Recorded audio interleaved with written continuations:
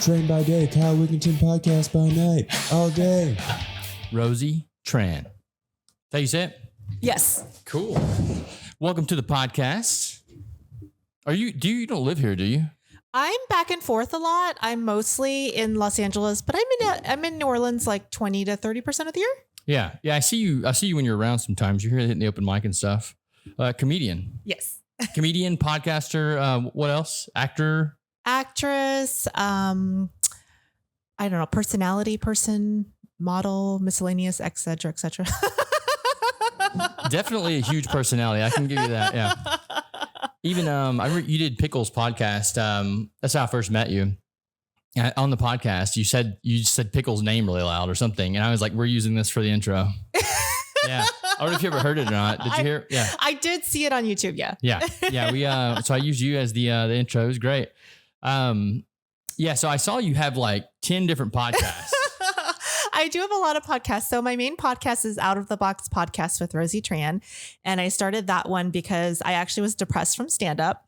So I've been doing stand-up for 22 years and my career has been very up and down. So I started podcasting as like an escape from stand-up.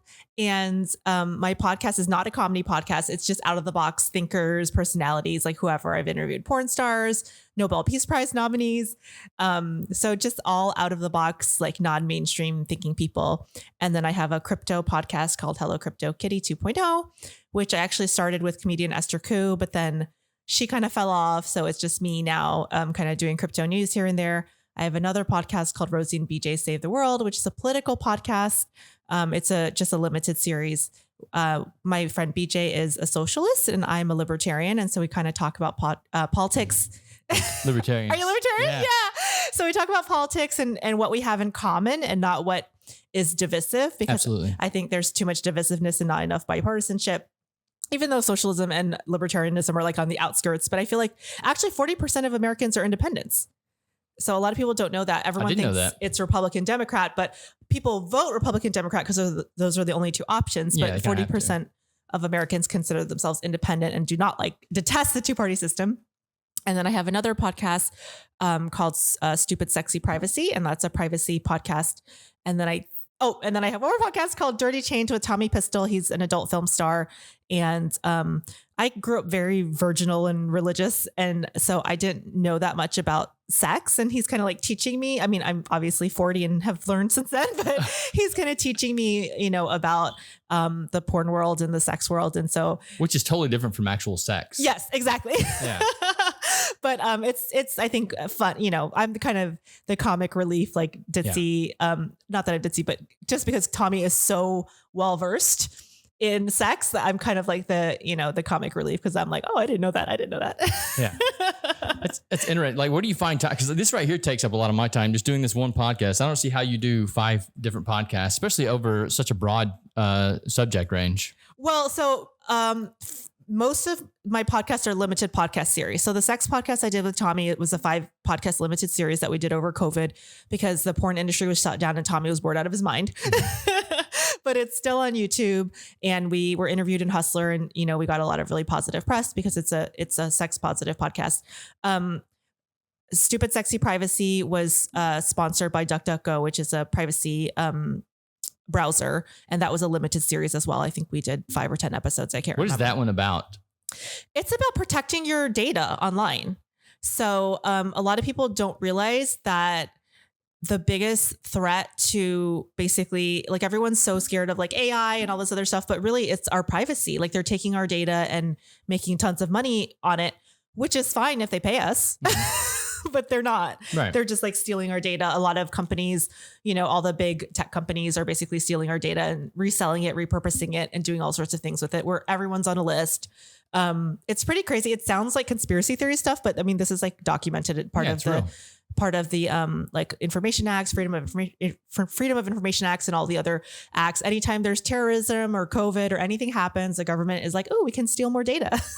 Or non-vaxxers or anything like that. Exactly. Yeah, I'm sure there's a list for all these things out there. There's a list for everything. And it's actually, it's actually worse than like Nazi Germany, because now everything's digital. So it's actually easier to make lists. Mm-hmm. So it's kind of scary, but yeah, it definitely, you sound like a conspiracy theorist, but all this is like documented. Anyone who knows IT stuff is like, yeah, it's true.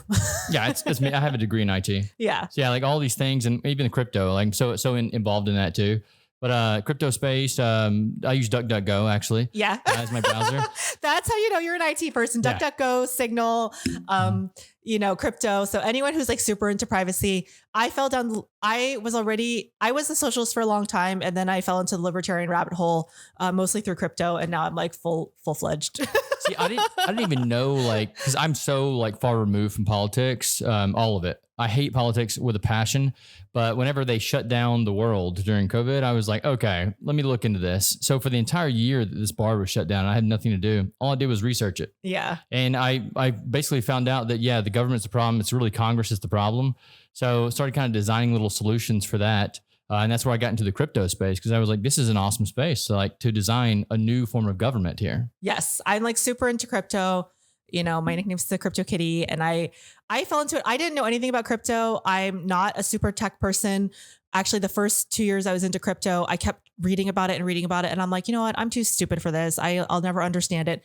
And then something happened where I just kept researching it and kept reading about it. And it like clicked in my brain. Yeah. And I was like, oh, this is actually really easy and makes sense. I mean, don't you think that's everything in life though? I think yes, probably. But with crypto, there's so much jargon. And I think there are people that kind of get off on feeling smarter than other people and using a lot of crypto jargon. And I think there's a lot of IT nerds in the crypto space who I think do get off on pretending like they're like super smart and above everyone. Yeah. And so I think that is a problem. But yeah, I mean, and also there are a lot of scammers in the crypto space so that are like trying to sell you on some like butt coin. Mm-hmm. So I think that does muddy the water. Yeah. But if you actually follow like some of the main people, Michael Saylor, Anthony Pompliano, if you actually like read Digital Gold or whatever the book is from, I'm going to mess up his name. He's like, has a long like Greek name. I don't know. Okay. Anyway, but it's like, if you read any of these like they break it down very basic. And I like that. Yeah. So the first people that introduced me to crypto, it was a girl that had an NFT project that blew up and made her millions of dollars. Those were my friends. And she didn't even understand how the space worked. Yeah, she was basically one of those people that just got in right off the bat, and someone used her to create this NFT. The art for it. Yeah. And then she made a ton of money. And I was asking her about it. We were all sitting on the rooftop one night chatting, and it was me and her and another of our friends. And one of our friends built a mining machine. He was actually mining crypto for us. So we all put it in and did that. And then I was just up there picking their brain one night because I didn't have a clue what they were talking about. I just gave them money. I was like, yeah, make a mining machine. Yeah, give me one of these NFTs. And then I was asking them about like what it actually is. And they were like saying all the jargon and stuff. And I was like, you don't even know what you're talking about, do you? And they were like, oh yeah, we know what we're talking about. I was like, explain it to me like I'm 3. That's what I love. That's what I do on Hello Crypto Kitty. I explain it like I'm going to get canceled, a retard. Yeah. But it's what you need. It's such a new technology and complex technology that yes, you need to explain it to people like they're dumb. And they couldn't do that to me. So I was like, okay, I'm gonna have to go do my own research. Yeah. And when I finally did my own research, I was like, dude, this is awesome. This is an amazing platform, but it is so far advanced from what we're using right now that they're gonna have to make GUIs and stuff for it to make it where people are usable. Well, here's the thing too, is you actually don't need to know anything about it to use it, because it's like the internet in the 90s. In the 90s, to understand the internet, you had to like know how to code. Right. And now you just, whatever, you click on stuff. There's www.rosietran.com. Before it was like a long URL, like there was no redirects, there was no, domain names you could buy. And so all we need is just interface development. GUIs. Yeah. Yeah. Graphical user interfaces. Yeah. So like, that's the whole thing with the internet. Yeah. Cause my grandma wouldn't know how to use it in the 90s, but then she knew how to use it whenever it advanced to such a level. So basically I think. Or simplified to such a level. Simplified. Yeah. Well, I mean, advanced to simplification. Yeah. Advanced through the years to simplification. Yeah. There you go. But yeah, no, it just needs to be built on. That's all it is. The platform needs to be built on. And they're building apps. They're building crypto apps that are making it really easy, like where you can just touch something and click something and send, lightning through the Lightning Network and other things like that. So I think that once that develops, which probably will take 5 or 10 more years, then people get it. I mean, money is basically touchless and completely digital in China and in other countries like that. So because we're kind of dealing with old infrastructure, because in the US, we're like actually an older country, but a lot of those countries that were third world countries, they're starting to now gentrify and develop with all the new technology. Mhm. So all of our stuff here is like kind of old. Yeah. Yeah. And isn't there one that's already using Bitcoin for payments? Like a country that's already using Bitcoin? I know some South American countries are using it. What is the big, what was the country where the president adopted it as like Is it Venezuela? I don't know. It's not Venezuela. There's one country in South America that the president adopted Bitcoin as the national currency. Yeah, I knew I heard that. I just don't know the names. I don't know anyone's names or anything that's going on. I know that things are happening, but I'm like, Like, El Salvador. Okay. El Salvador. Yeah. In El Salvador. Yes. So there's like Bitcoin beaches in El Salvador. Everyone takes it. I actually don't think it's a good currency. I like to transfer stuff into USD because Bitcoin keeps going up. So it's more like you want to use it as a savings account. Yeah. Keep your money in there. That's what I do. Yeah. Just have an investment. The one that I do use though is Monero. Oh, okay. Yeah. It's a privacy coin, right? Whenever I'm trying to buy things that I don't want people to know about. Monero's a big privacy coin. The scary thing about crypto is that the government is very anti-crypto because they're control. Well, not just control, but the USD is the world reserve currency right now. So the US government does not want the USD to lose its purchasing power as the world reserve currency. It's only a matter of time.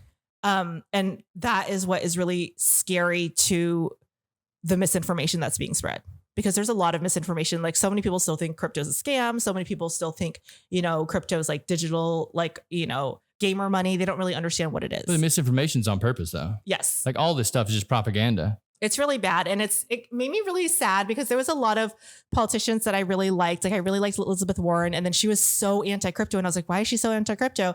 And then I started doing research online and she's like funded by a lot of big banks. And I was like, oh, why Elizabeth Warren? Why? Yeah. That's the problem right there. See, like I said, I started researching crypto and then started designing systems on paper. They're not actually designed in the space yet, but they're on paper. And one of them is a new form of government. And I think it would be great over the blockchain. Like it would actually function great on there. I also designed one for musicians that allows them to retain all the rights to their music and grow their platform around them with NFTs.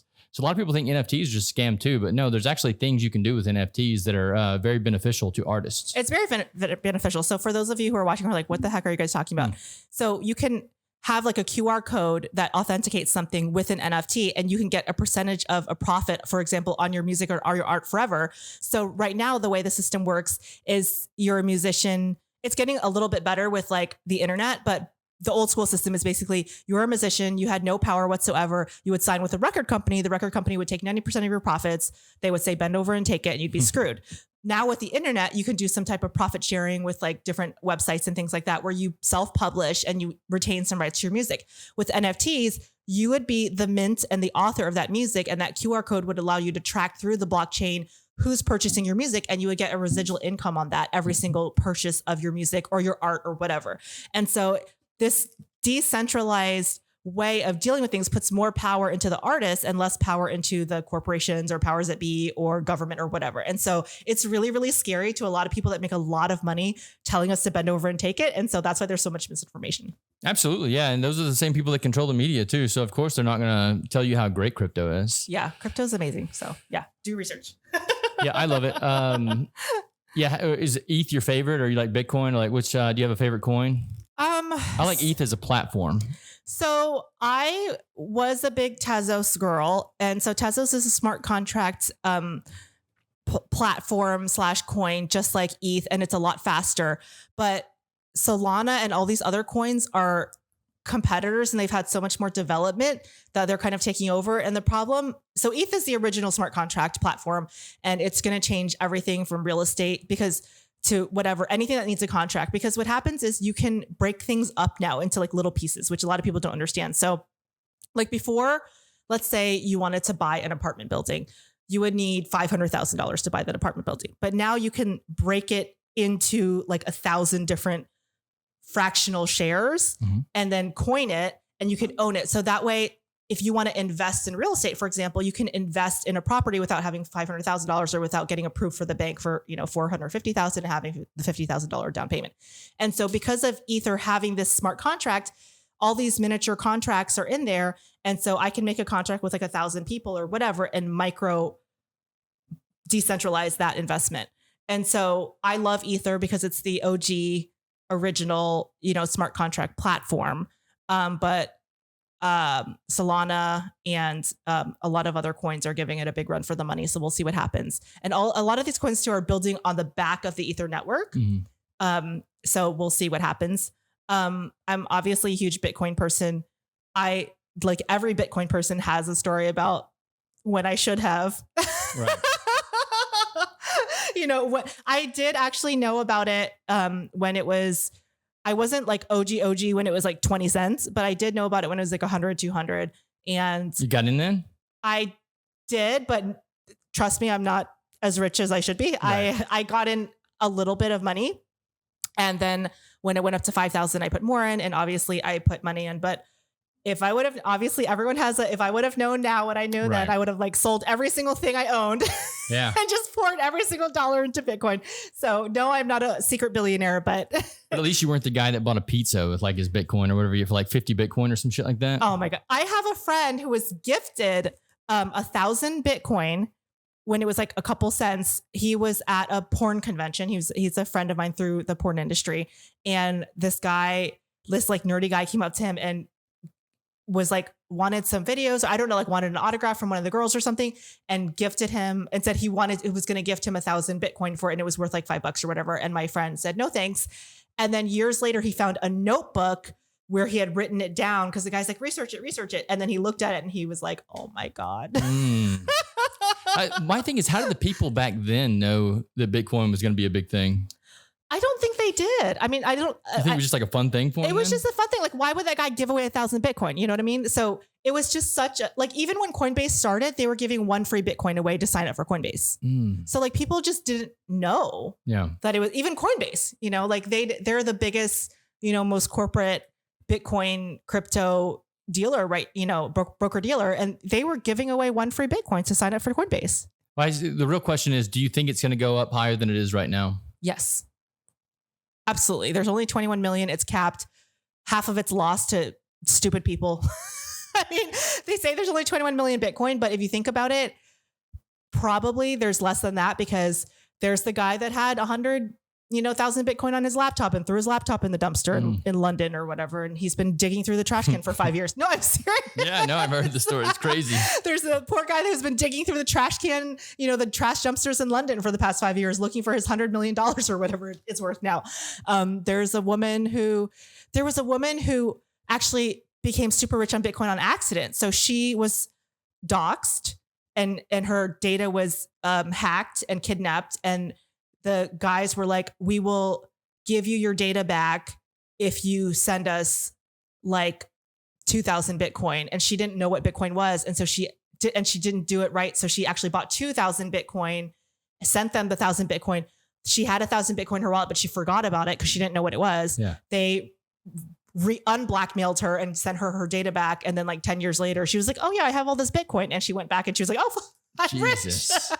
Christ.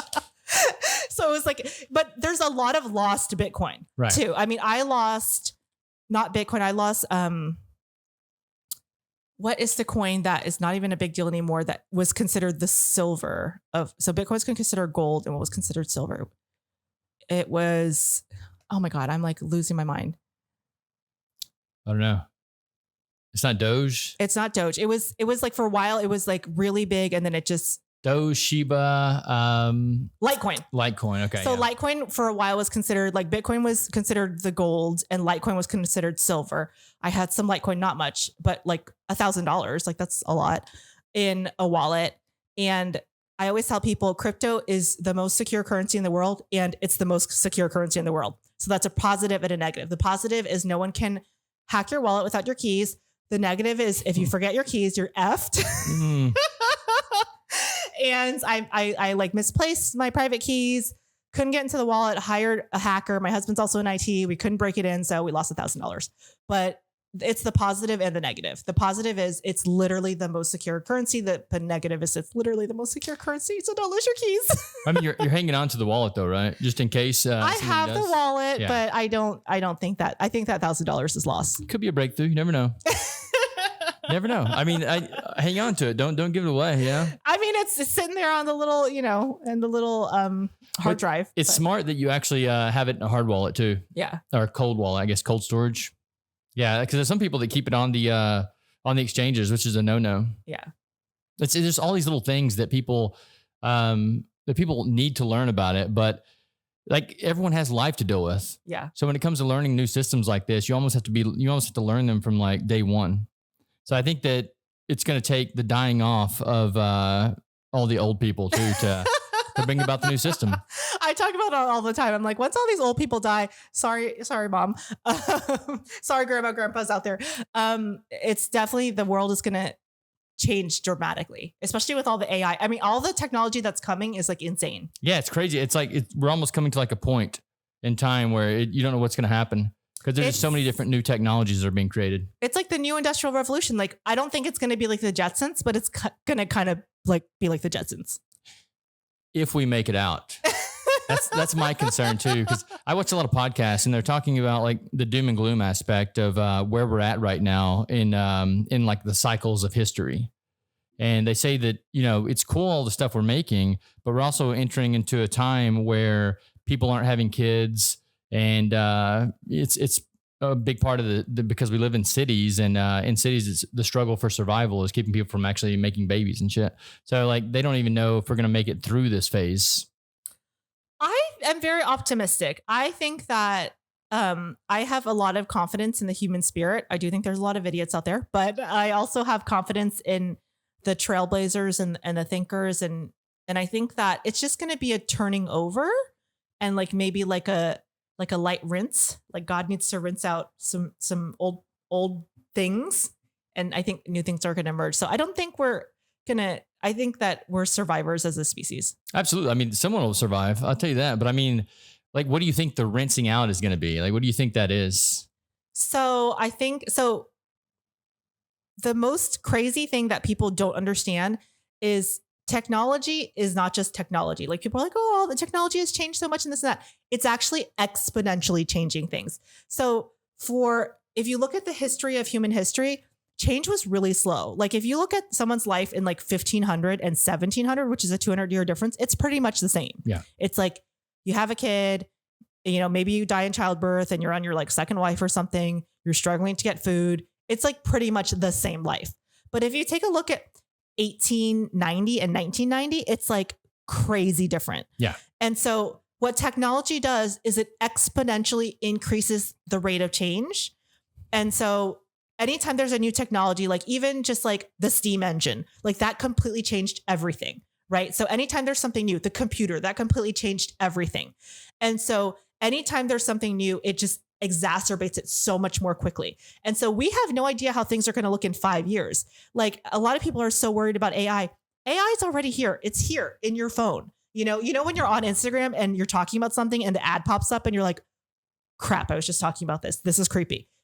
The AI is here. It's not, the Optimus robot that Elon is creating. It's actually an army of robots in server rooms in, Switzerland or wherever the server rooms are. And so people don't understand, like, it's already here, and people that are like, I'm so scared of AI. I'm like, you're already being controlled by AI on your phone. Don't worry. I love AI. It's made my life so much easier. AI has already. Well, I mean, it's amazing. Like, we're right here basically creating a radio show. I know it's not radio, it's podcasting, but this would have never been possible 15 years ago. Yeah. Yeah. So I use AI several times in just like producing this podcast. I use it to edit the audio after the podcast is done. I use it to make all of my metadata for YouTube. And it actually goes in and cuts me shorts now too. So I generate short clips. I get shorts on AI, and also they do the closed captioning. Yeah, closed captioning on AI. I also, before you even got here, I was using ChatGPT on my phone to research upgrades for the podcast. So I'm going to switch to a 3-camera system. And it's crazy. You can ask AI, like, this is my laptop. This is my setup. What do I need to switch to a 3-camera system? And it'll tell you every little thing. And if you're like, okay, but what about this aspect of it? It's like, yeah, you don't need to do that. It's almost like talking to a human already. But not just that, it's smarter than a human because it's taking all of the information in the entire world and putting it in your hand. And that's what people don't understand, because before that, you'd have to go to the library. You'd have to research it. It would take you like a couple weeks. You'd have to like test it out. If it didn't work, you'd have to test out the other system. And so that's what people don't understand that are so afraid of AI. It's like, it's actually here to take care of the bullshit that we don't want to deal with so that we can spend time doing what humans do best. And that's being really, really creative and like creating. I mean, it's just an amazing time. What gives you your time back? Like before I used AI to do this, I was doing it all manually, and it would take me 5 to 10 hours a week extra to do these things. But now it takes me like an hour to do all of it, and I'm done. Yeah. So it gives me all that free time back. But that also brings me back to my point is a lot of the pushback that I get from telling people about AI is from the older population. And I think that it's going to take them dying off. Sorry, guys. Yeah. Well, the scientists say it too. They say that science moves forward one funeral at a time. That's a real saying. So I mean, I love that. Yeah, I think it's just like that's the nature of human beings. Like when you get to a certain age, it's hard for the neuroplasticity to kick back in. Well, to answer your original question, because I went off on a tangent, I'm actually very optimistic, and I'm not doom and gloom about all that stuff because I feel like, as I mentioned, the technology is going to move exponentially, and we're going to change in ways that we don't even realize. Like there's going to be changes that occur that you and I can't even physically imagine at this moment. Like, you mean like changes in the human physiology? I think just changes in how society does things. Okay. The human physiology is sadly the most far behind. So we're still working off of like an operating system from like the thousands, like the 1100s. Yeah. But we're in a society in the 2020s. So it's really bad. So the way that manifests is a lot of people get anxiety, they get fear, they have a lot of like, there's a lot of mental health issues and stuff like that.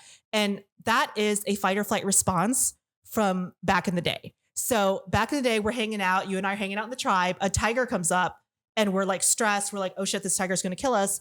That is a very primitive response. Well, now what happens is, you know, your phone dings and you're like half an hour late to an appointment and you're getting that same adrenaline rush as if a tiger is going to kill you and your body is stressed and the cortisol is released.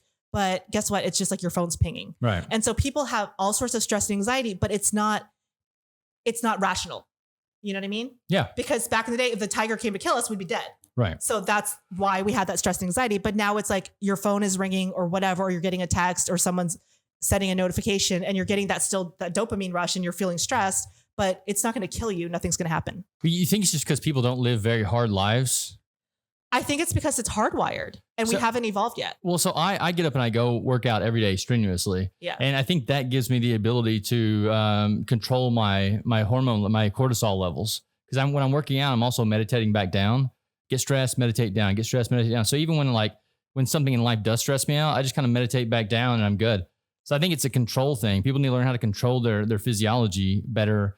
I don't think we're taught that in school and stuff. We're not taught how to control these things. That's why people take pills. The school system is from the 1900s, honey. The school system was created by John D. Rockefeller to get, complacent workers for the factories. So, I mean, if you look at the public school system, the history of the public school system, it was created to have compliant workers for the system. And so school doesn't teach anything that's helpful. It doesn't teach psychology. It doesn't teach, like you said, like mental health awareness, things like that. Those are things that you actually use in life. I haven't used a quadratic equation in 25 years. Well, yeah, I haven't used that either. Yeah. And then when you do have those issues, what do? They give you a pill now rather than just saying, let's work through this issue. Let's teach you how to actually control the physiology rather than take a pill. But the crazy thing is we have all that knowledge. We have all the knowledge. It's here. It's on ChatGPT. We have the knowledge of how to solve all the world's problems right now in 2024, but it's not taught. You have to have the desire to go get it too. You have to find it for yourself. Yeah. There's a lot of things that there are a lot of people that are around me that want to do things. And I'm like, then go fucking do it. But they just want to talk about it. They don't actually want to do it. It's even like this podcast, like you're doing your podcast stuff. You're actually doing things. There's so many people that are like, I want to start a podcast. And it's like, well, do it. Yeah. Like literally you have all this knowledge at your phone. You have Amazon that'll send you anything you need to buy. And it's all cheap shit too now. Like you can get this whole setup right here. Besides that was pretty expensive, but these mics and things, and you can get a podcast setup for like $150. Like you can get cheap shit and actually do things and then just upgrade from there. This is the scariest thing is that we're actually in the matrix and the only thing holding you back is the way you think. And nobody wants to take responsibility for that. Everyone wants to blame someone else and say, oh, I can't, or make up an excuse. But we actually are in the matrix. Like you actually can do anything that you put your mind to. So that's an interesting point. Do you think that the people that are doing things are the actual players in the Matrix, and the people that are saying NPCs? Hell yeah. You think they're NPCs? Yeah. Yeah, it's really scary. Sometimes I think people in my life are NPCs. I'm like, okay, you've told me the story 500 times already. Yes. That drives me insane. You have the friend that tells the same story. You're like, okay, you've already told me this over and over again. Or they talk about the same stuff over and over again. You're like, are you an NPC? Like, are you actually a real person? See, when I come across people like that, I just start messing with them. Like I have like a lot of wild theories in my head, and I'll just start telling them the wild theories, and they'll go into shutdown mode because it's almost like they can't think outside of the box. Like I have my set programming, and if you start saying things that are way out here, then I just have to go in shutdown mode. Or some of them get really defensive. They'll get very upset and like, well, you can't do that. And then they'll start arguing. I call it for their own smallness, which is really sad. Like what kind of stuff would they get mad about that you say? So me explaining crypto, talking about certain out of the box things, you know, like I said, I've had so many, interesting people on my podcast. I've had people talking about like non-monogamy, polyamory. I've had people talking about, like I said, like crypto, just all sorts of outside the box systems. And it doesn't mean that I ascribe to every single outside the box system, but I like to talk about it. I like to talk about learn. like different things. Like I had Chris Ryan on my podcast, who he wrote a book called Sex at Dawn. And he argues that monogamy is a man-made created structure, and that actually we're meant to have multiple partners, male and female. And I've had men and women tell me, well, that's disgusting. You know, like, so you're basically a hoe. And, you know, that doesn't mean that I prescribe to that, but I'm open to like discussing different ideas and stuff. And he actually uses a lot of scientific research in his book, Sex at Dawn, where he talks about how we're hardwired for sexual diversity and things like that. And actually that's part of Darwinism, is that, right, you want more. That's why all of the royals were like inbred and weird looking, because they were just like all having sex with each other.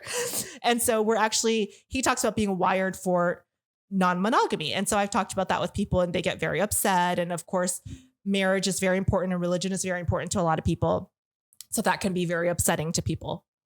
I don't understand getting upset about it though. I'm very open when it comes to like, when it comes to new ideas.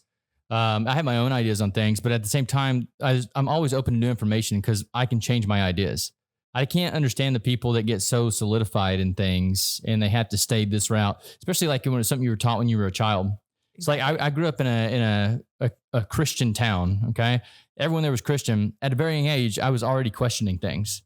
I was like, then tell me why God did this, or tell me why Jesus did this. No, he just did. And if they couldn't explain why this thing happened, I was like, well, then I can't believe it. Also, the thing that bothers me, so I'll just say right off the bat that I am a spiritual person. I am a religious person. But what bothers me the most about a lot of closed-minded religious people is that they're missing the whole point of the Bible. So like I'll have people that say, well, you can't say that, or you can't do that. And I'm like, did you read the Bible? Every single person in the Bible that God chooses is a person that's questioning. They're actually a person that's rebelling. Jesus is a rebel. You know, that's why he was crucified. And so I get really irritated when people claim that they're religious and they're so closed-minded, because everything in religious text is actually very open-minded if you read it. And the same thing with like, people are so closed-minded. They're like, oh, well, you know, the Bible says this or the Bible says that. I'm like, yeah, the Bible also says this, this, this, and this. Like, there's a lot of shit in that book. Yeah, I could never actually get through the Bible, but I did have a podcast one time with a preacher from my hometown.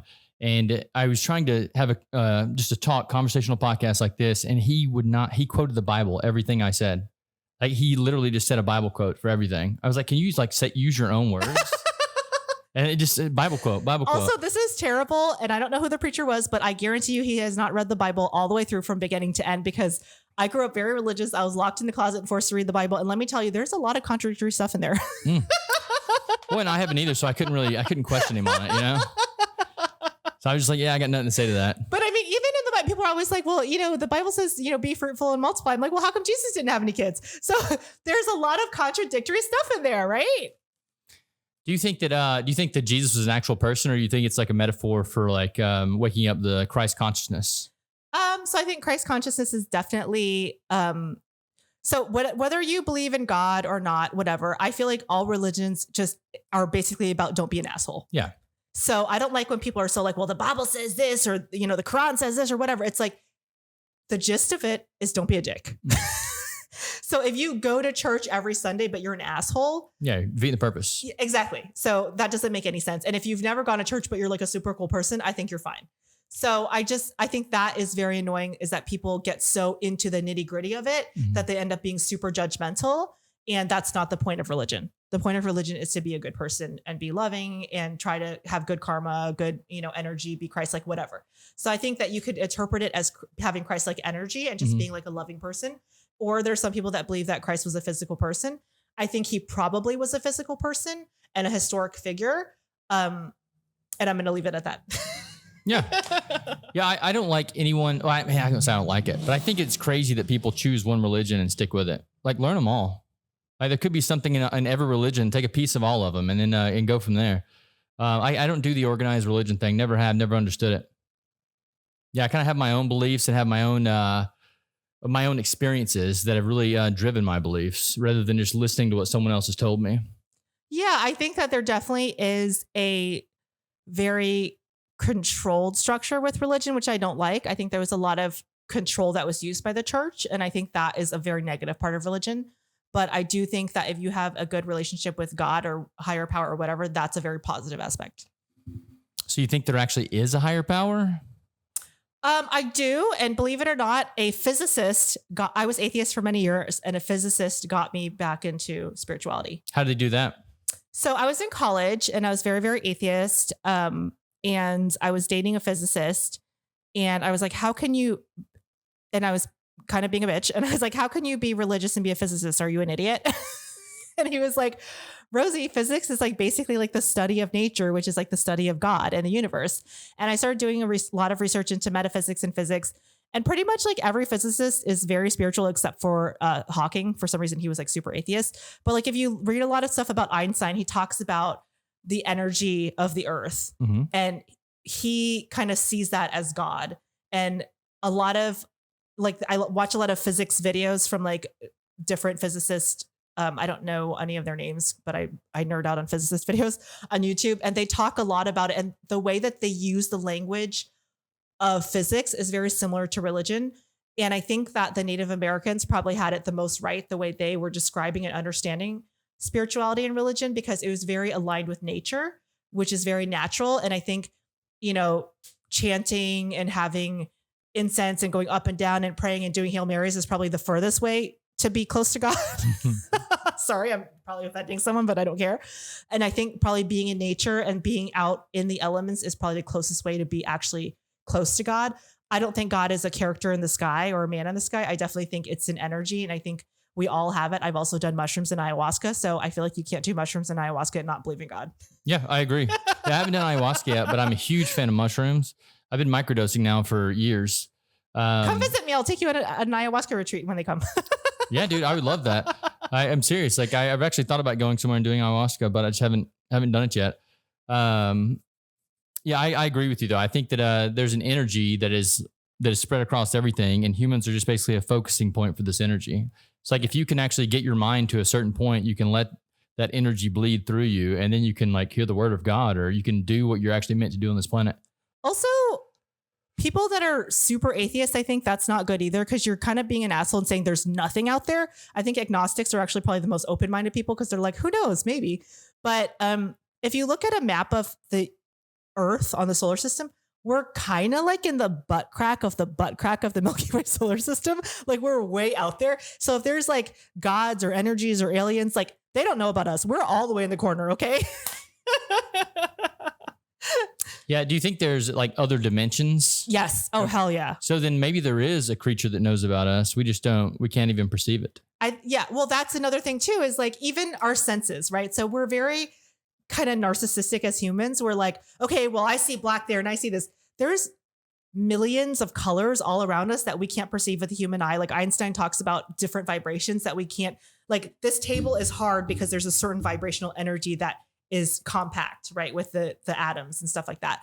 But like dogs can hear sounds that we can't hear. There's certain animals that have different like mosquitoes, they can see our heat waves. Mm-hmm. So just because we can't see it or hear it doesn't mean it's not there. There's literally millions of amoebas on my arm right now. I can't see Gross. them. Yeah, gross, right? And so humans were kind of like dumb. Yeah. Yeah, even cats. Like, imagine the way they see time. Like, their reaction time is so quick. Like, we probably are moving in slow motion to them all the time.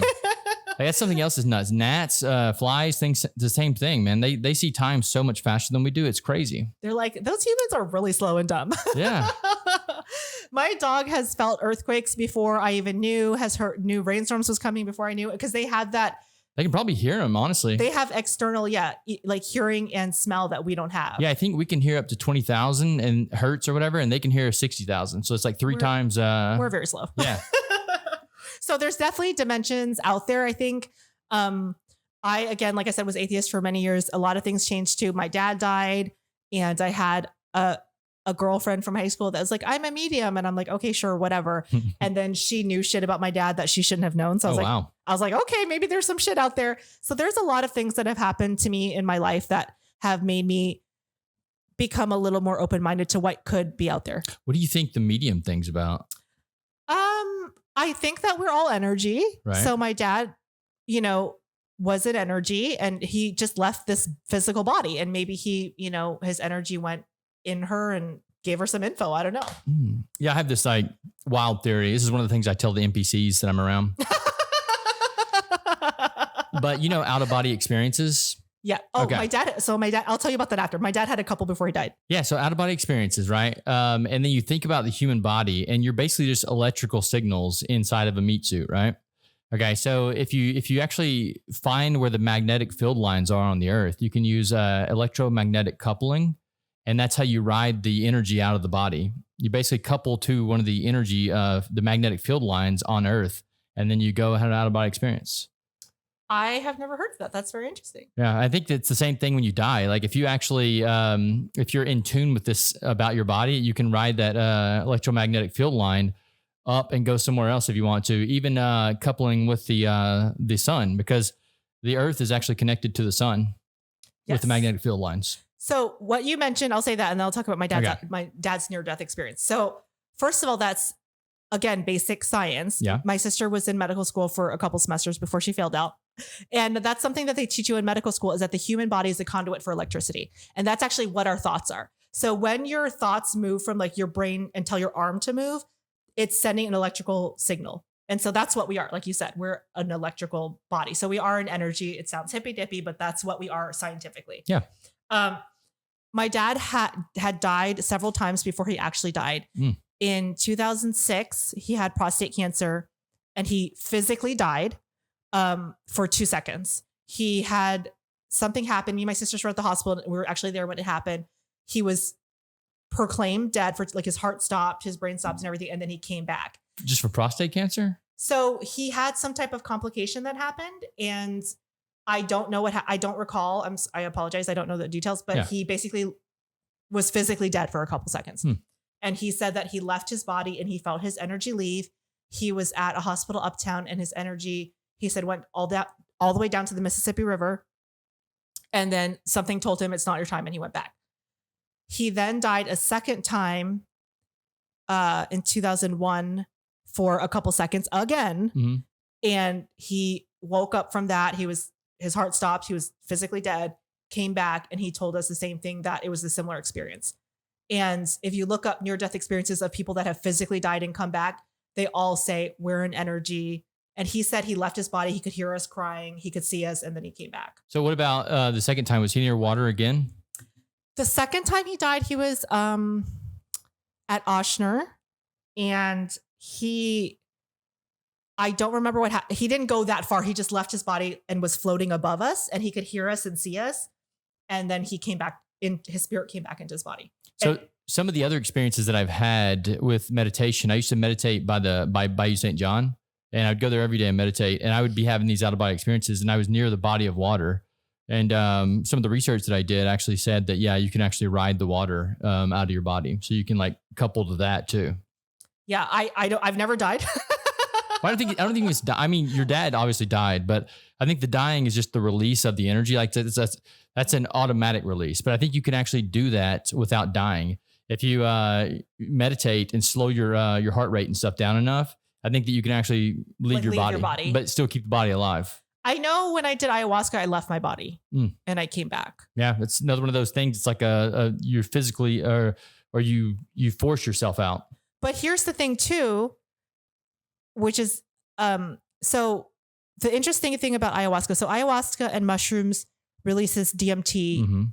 It stimulates the DMT, but I don't think it contains DMT. It stimulates the DMT in your brain that already exists, and it releases it, right? So DMT is also released when you die. So that's and when you reach certain states of meditation, which is what I think I was doing. So that's a very interesting scientific fact. I don't know what to do with it, but it's just interesting that we have that chemical in our brain already. It's like, what is the purpose of it? You know? Right. Yeah. I know certain monks can release it during meditation. I was practicing their meditation techniques. And I think that's why I was having those experiences at that time. When you're out of body. Yes. But then I had some like crazy fucking experiences and I was like, I need to stop doing this. So now I still meditate, but I don't push myself like I was then. Till you're like floating out of your body. Yeah, I don't go that far anymore. I mean, I'm talking some like crazy experiences where like things were coming at me. Yeah. I had it one time and one time only, and I've never been able to have it again. It was ayahuasca. It wasn't on ayahuasca. It was through meditation, and it was like that, and it was higher than any ayahuasca or mushrooms I've ever done. And it was on accident. I just found some YouTube meditation. It was like a psychedelic YouTube. It's a psychedelic YouTube meditation. And I had put the earbuds in and I went so bizarrely out of my body in such a weird state. And it was so crazy. I've never experienced anything like that. And then when I got back in and I was like, but this is the creepy thing. And it's going to sound cheesy. I could not find that YouTube video again.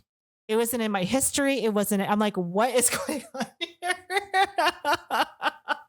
But I definitely left my body and I was in a state where I felt like I was physically on drugs. Yeah. And I was totally sober. Have you, there's like some document out there. It's like a CIA declassified document where they talk about out of body experiences and things like this. Have you? I haven't, but the CIA's doing all like they released like that there was aliens and nobody even said anything about it. They released all sorts of like unclassified shit recently and people were just like, whatever. So the one that I'm specifically referring to is called the Gateway Experience. And I highly recommend reading it. It's like a paper that they wrote on these experiments they were doing. And it basically talks about meditating, getting to a certain state of consciousness where you can leave your body. And they talk about how there's like the different dimensions of consciousness. And when you get to a certain one, you can actually exit. Well, you know, the government is actually the one who funded all of this DMT research in the 60s. So a lot of people don't know that ayahuasca, ecstasy, mushrooms, all of the stuff, the government was researching it in the 1960s for mind control purposes and as a possible weapon. And also psychology schools were studying it for possible distress and depression relief. R.I.P. Charles Manson. Yeah. So there's a book out there. It's I forget the name of the book. I have it at the house. But it's not his Helter Skelter book. There's another book about it. And this book basically lays out all the facts of what happened then. It's not written in a biased fashion. And you almost feel sorry for that guy for what the government and all of them did when with the research they were doing, because they were basically opening up these clinics in California, and they were giving these hippies, and Charles Manson was one of them. They was giving them all the LSD and all the amphetamines they wanted, just loading them up with amphetamines and testing them. Yeah. And then he was so smart that he actually figured out, oh shit, this is what they're doing. So then he just started doing it for himself, and that's how he like manipulated those people to do whatever he wanted them to do. Oh, with LSD. Yeah, he was loading up with LSD and amphetamines and then saying, yo, I'm God, but listen to what I say. Wow. Okay. Yeah. It's basically the same. He just did the same thing they were doing to him. But yeah, so the government was doing all this research. A lot of universities were doing this research. And then for whatever reason, I think they were getting into scary territory and they shut it down. They did that too. They were doing a lot of research on monkeys to see if we could interbreed with monkeys or do cloning and stuff like that.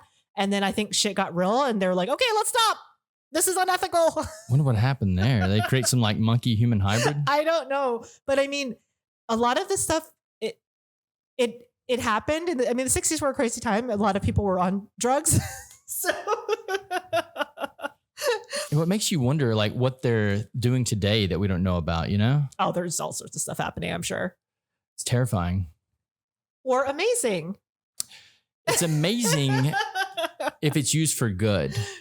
But I don't think that dosing people on LSD and amphetamines has ever been a really good thing to do. I don't think it was a ethical thing to do, but they did get a lot of research about the human psyche and about those medications. Watch out now, because now we're looking at Nazi Germany right now, because we got a lot of good information from them too. We did, and we don't know what that information is being used for, but things can also be used for good or evil, so it just depends. Yes, but should we? Well, we'll find out in the next 5 years when the robots take over. Honestly, that may be a good thing. I don't know. Like, if you get one that's actually consciously aware, then it may go, look, you guys are the fucking problem. Like, all the shit you've done through the years has been your own doing. So now it's time to eradicate. I don't know. Would you think it would keep anyone if we had an AI that looked at us and went back through history and was like, golly, man. Well, unfortunately, the AI, I think, their programming would be modeled from a human, because they do take their instructions or original programming, even if they overturn us, off of human psychology and human mentality and human program. The programmers would have to be human first. Okay. So. But then two AIs programmed by humans come together and go, hey, let's make another one, a better one. But the original code is always going to be off of humans. So, and that's a problem because humans are imperfect. I think everything's imperfect, right? Even computers, like these phones fuck up sometimes. Like you're never going to have a perfect thing.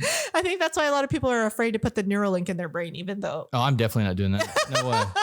Even if they're like, it'll make you live to be 500. I'm like, yeah, well, I'm just going to I'm going to go dig my own grave. Okay. Well, speaking of that, the technology that I'm the most excited about is the DNA sequencing. So we're about 15 years away from DNA sequencing. And what that does is it is literally the fountain of youth. So right now, if you break your arm, you set a cast and your body heals itself, right? But with the DNA sequencing, you break your arm and then you would inject your arm with your own DNA, but it would be sequenced and then it would just heal itself super fast and be all brand new like a baby. So basically it renews the telomere length? Yes. It renews yourself with yourself. Right. Well, with a younger, better, fresher version of yourself. And it's actually, they've already found it. It's proven. It's here. Is that, the millionaire that spends $2 million a year trying to reverse his aging? I follow him. So he just did some new procedure in some other country. No, I know exactly what he did. It's Brian Johnson. He went to the Bahamas and he did, he injected himself with, what is the baby? The stem cells? Stem cells, yes. Okay. He injected himself with stem cells. Was it his own stem cells or actually a baby stem cell? It's his stem cells or possibly baby stem cells, but that is a cousin to the DNA sequencing. The DNA sequencing is superior in, because so the DNA sequencing has already been done. It's proven whatever. They just need to do 10 to 15 years of human testing, and then the FDA can approve them. So it's already here. It's just not available. Which that's insane that it needs 10 years because we just fast tracked a fucking vaccine that no one knows what's going to happen. If one's already been proven and the other one was fast tracked, well, make it make sense. One was from a virus and one is just to make me look hot. So I don't know. I don't anything they tell me, I'm like, yeah, I'm not listening to you. It's so insane. So I did get the vaccine and I got the booster, but I kind of regret it now because I'm like, okay, was it just like what was in that vaccine? Yeah. Have you researched that at all? I'm scared too. So when I grow my third arm out of my head, I mean, you may need the DNA sequencing. Who knows what's in that shit? So there was a paper that I read, and this was one of the main reasons that I was like, I'm not getting this shit. A guy named Rudolf Steiner came across with a paper. Rudolf Steiner died in 1910 or some shit like that. But he has a body of work that's massive. I started diving into his work. And one of the papers that he wrote there was a quote in there that I read, and it said, we'll soon have a vaccine that cuts the human being off from the soul. And I was like, that's fucking wild. So I read the entire paper, and it's fascinating. It's a fascinating paper. I have it if you want me to send it to you. But then I've read several of his books since then as well. The guy was on another fucking level talking about like the human and the human spirit and stuff. And I was like, maybe he is onto something. Cause right after he died was when like the first massive vaccine went out all across the world. Tesla talks about that too, about the human energy and the human spirit and stuff. Like Tesla was literally a genius, but he also talked to birds. So people thought he was crazy, but maybe he was just ahead of his time. Yeah. So one of the things that Steiner says in his books is that, that in order for the human being to actually connect to their soul, they have to have a pure vessel, and to have a pure vessel. I'm fucked. Yeah. So it means not drinking, not being sick, like being supremely healthy. So it normally happens when you're a child, but what do we do as soon as a kid pops out of the womb? Vaccination. Shove them full of vaccines. And a lot of the vaccines are causing just like allergies and things. So if you have a lifetime allergy, that's keeping you from being a pure vessel for your entire life. Well, here's the creepy thing is sometimes kids say things that you're like, okay, I'll give you an example. So my niece, she's 14 now, but when she was born about a week before my wedding. Mm-hmm. So she was about 2 years old and I was showing her pictures from the wedding. And I said, here's me, here's Aunt Rosie, here's you, you're a little baby. And she's like, oh yeah, I actually asked God if I could be born early so I could go to your wedding. Mm. What? Where would a little kid get that from? Right. Did you get chills when she said it? It scared the shit out of me. Yeah. And then of course she's older now. She has no memory of it. Right. But children say things. I mean, there's been children who have said things about past lives, about other things. And you're like, where did you get that information? And then there was like a little kid that said something that he said he was a reincarnated XYZ. And his parents were like, what are you talking about? And they looked up that person and it was a real person who had died in the 1800s. It's creepy. Yeah. I know the story you're talking about. It's insane. So maybe they are more of a pure energy that maybe has come from another world or another dimension. And they're still getting like memories from back whenever they were before or something. My friend, Koji, he did a past life regression and he had psychic dreams or dreams when he was a little kid that didn't make any sense. And then he had a dream that he was some person, or when he did the past life regression, he had memories that he was this person. And then he looked up the person and it was like a real person. I did the same thing. Oh my gosh. Yeah. So I listened to a YouTube video one day. It was like when YouTube first came out. It was like 2008 or something. YouTube might have been out before that, but it was really long ago. Anyway, I was in my apartment in Little Rock, Arkansas one night. Is that where you're from? No, I'm from northeast Arkansas, small town. But I was living there at the time in Little Rock, and just in my apartment alone one night, and I was like kind of depressed. So I listened to this video and I was like, let me just see what happens. And I ended up falling asleep and exiting my body and going to this place. And it was like this beautiful, almost like, you know what Pandora looks like in the movie? Yes. It was like that, but it was before Pandora ever even came out. But it's like this beautiful place, waterfall and everything. And then this like really tall guy, taller than me, walked up to me and like started talking to me. And I can't remember anything that we said in the conversation, but I remember that he told me that it was me, that he was me. And then I just woke back up. We had this entire conversation though. What's crazy? Do you have psychic dreams? I don't know. What does that mean? Like having a dream and then of something insignificant, but maybe it comes true later, or having deja vus. So I'll tell you, I have creepy dreams. Yes. But it's hard to, I guess, interpret them. But one night I had a dream about, I was actually in bed next to one of my exes. And this dream that I was in, I woke up in my grandma's house, which is a place that we've both been to before. And I walked over to this little girl that was crying, like 9 years old. She was crying. And then I walked around the corner and she had this mask on. Didn't have a clue what the mask was at all. But then her cat rubbed up against my leg because I was going to approach the girl and be like, you okay? And the cat led me away from her. And then I started looking up things later and I realized that was an Oni mask. You know what Oni is? Oni's a Japanese demon. And this Japanese demon was beat by her husband and then thrown in the river and died, and then came back as like a man-eating a demon. And I think that I never asked her this. We ended up splitting up though. But I think that something happened to her when she was a young kid that caused her to have some issues. And I think whatever that is, the psychic dreams or subconscious, whatever was happening, was giving me the information that I needed to either walk away or try to deal with it. Yeah, no, I definitely think the dream world has some power to it. I have deja vus all the time, and it's really creepy. And I also have had psychic dreams. I had a dream when I was 13 that I was in a courthouse and I was watching a trial. And in the trial, this guy was being, something with marijuana, and the marijuana was in the seat. And that's how he got convicted. And then I was 12 or 13 when this happened, and then never would have known. A couple months later, we had a school field trip to the courthouse and we sat in on a trial, and that was the trial. And I knew exactly what was going to happen. It was the same guy with the marijuana, and I was a little kid, and I was like, the marijuana is going to be in the seat. Okay. The seat. Okay. Let me pitch you this then. And I was like, what the heck is going on? So like I said, I was atheist for many years, but shit like that made me turn spiritual. Oh no. So let me pitch you this. Let's put it in a scientific manner. Okay. So what is time? Time is the construct. Okay. Time is literally just the planets moving through space, following the sun, right? Okay, that's time. So the sun is actually spinning around the center of the galaxy, right? Okay, so there's a black hole in the center, sun spinning around it. That's time. So time is moving in a cyclical fashion. So when I was talking about writing the magnetic field lines, okay, so one of the things you can do if time is literally just the sun moving through space is if you leave your body at night when you're sleeping, and you ride the magnetic field lines and you actually go in front of the sun, then you're actually going through time. You're going forward in time, and then you're coming back. So what if you were just doing that? What if you were just going forward in time? You mean during my dream? During your dream, yes. And then coming back to your body, and then you were actually seeing what was in the future. Is that, can you grasp what I'm saying? I grasp what you're saying, but have you read the book A Wrinkle in Time? No. Okay. I don't know, because I don't know if there's different dimensions. Then that starts to question our control of things. Are we living multiple timelines at the same time? If you make a choice here, do you change this timeline?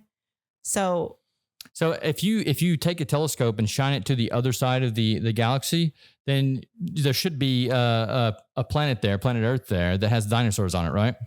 Yes. Okay, so that's just like us moving through time, right? So maybe you are just going through the future and coming back with knowledge. During dreams, yeah. I don't know. It's crazy things to think about. I love to get high and like go through these thought experiments. It's like my favorite thing to do. It's almost like I can think parallel when I'm high, where right now I'm just thinking linearly. Well, maybe the THC releases a certain aspect of your brain. Maybe. Because so I speak French very badly, but when I'm on ecstasy, I speak French really, really, really well. And I think there's a part of my brain that is not in full use when so like unlocks that part of your brain? I think so. Interesting. Yeah, because I studied French for many years, but I struggle with it. But I think language is a different part of your brain. Yeah. Rosie, you got anything else you want to talk about?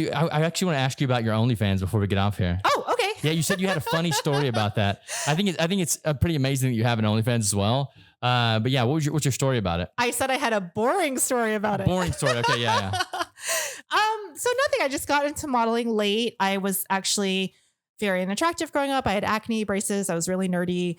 And I always wanted to model, but I was scared. And when I was 25, my friend Svetlana, who was Russian, was like, you should start modeling. And I'm like, I'm 25. I'm way too old to model. And she's like, you should start modeling.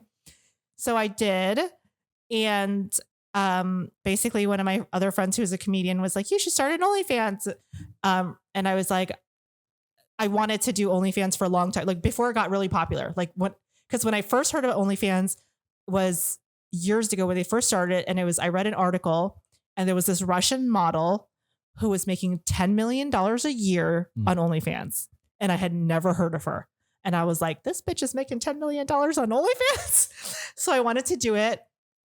My husband was like, absolutely not because he's controlling or not because he didn't want me to. So I'm very sensitive and I'm very emotional. And he was concerned about men harassing me on there. Right. And he was concerned about my mental health more than me showing off stuff, because I actually have a modeling portfolio online and things like that. And so he was really concerned about my mental health. He's like, there's a lot of creepy guys out there. He's like, they can message you. He goes, I'm just really worried about you having mental health issues from it. And so I was like, okay. But then my girlfriend was like, you need to do it. I'm not going to say who it is because I don't want to out her private shit. But my girlfriend started doing an OnlyFans. I'm not making this much, but she was making $10,000 a month. I was like, dang. So I had already been posting my modeling photos on Instagram for free and I wasn't getting any money for them. So I'm like, F it, I'm going to start an OnlyFans. So I started it and I just was posting the pictures that I was posting for free. And I started making money, not a crazy ton of money like my friend, but I was making some money for it. And it did make me feel like I was getting some value for all the time that I spent modeling. And I don't show any nude. I just do implied and lingerie or what's called lifestyle, which is basically like cute and sexy, but nothing too crazy. Like basically I would show my mom my OnlyFans and I wouldn't be embarrassed. But I have 2 other girlfriends that are comedians on OnlyFans. They get a lot of creeps. And I have to say my OnlyFans, I love you guys, are actually really sweet and respectful. I never get dick pics. I don't think I've ever gotten a dick pic on there. Well, now you're going to get them. Yeah. Don't send them. You just set yourself up. Don't send them to me. All of my fans are really respectful and nice. I actually really love my OnlyFans. They're really sweet. Sometimes I chat with them. And I think because my content is actually not that risque, that I get more people that aren't as creepy. Yeah. And I think because I'm old, I'm 40. So I get a lot of older people. So that the ones that we're hoping will die soon.